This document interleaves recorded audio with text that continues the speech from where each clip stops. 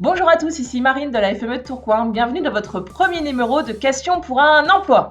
Alors ici, le but de cette vidéo, c'est qu'on se pose ensemble quelques petites questions qui vont vous éclairer dans votre démarche de recherche d'emploi. Alors, première question, je cherche un emploi, mais dans quel domaine? Petit A, n'importe quel emploi. Ce que je veux, moi, c'est un salaire.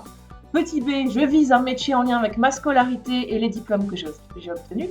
Petit C, je vise un emploi en lien avec ma dernière expérience professionnelle, un stage ou mon dernier emploi. Petit D, je vise plusieurs métiers en lien avec mes compétences, mes diplômes et mes expériences professionnelles. Alors, la réponse D est la bonne réponse, c'est assez évident pour cette question. Il faut partir de vos compétences que vous avez pu développer soit dans votre scolarité, dans votre formation ou dans vos expériences. Vraiment faire une liste de tout ce que vous savez faire et ça nous permettra de voir un petit peu dans quel domaine vous pouvez vous permettre de postuler. Question 2, une question un peu plus pratique. Alors c'est le cas ici de Kevin qui a validé un CAP vente, mais il a aussi quelques expériences travaillé un petit peu en manutention. À votre avis, dans quel domaine Kevin peut-il se permettre de chercher un travail? Petit A, Kevin peut chercher en vente, parce que c'est le domaine dans lequel il a un diplôme. Réponse B, en manutention, car c'est le domaine où il a une expérience professionnelle.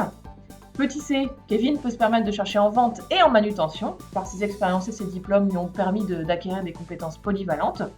Petit D, Kevin, lui, veut devenir testeur de jeux vidéo, donc il passe sa journée sur sa console à jouer à Fortnite, il attend qu'on l'appelle, parce que vraiment il fait des super scores.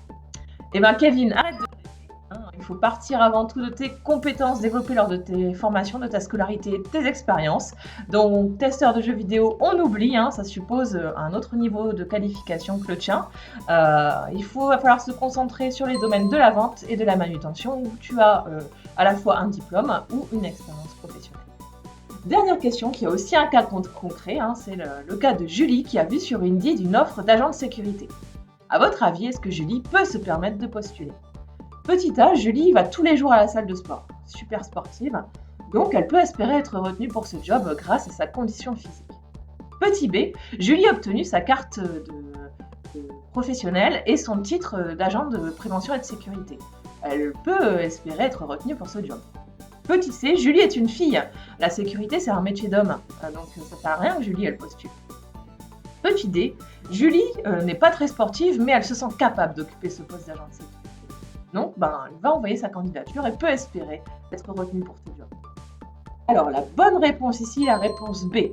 Et oui, dans certains cas, pour certains métiers, il y a des formations qui sont obligatoires, des habilitations qui sont aussi obligatoires, parce que pour ces métiers, il y a un cadre légal. Vous ne pouvez pas vous permettre de faire ce que vous voulez, on ne peut pas recruter n'importe qui.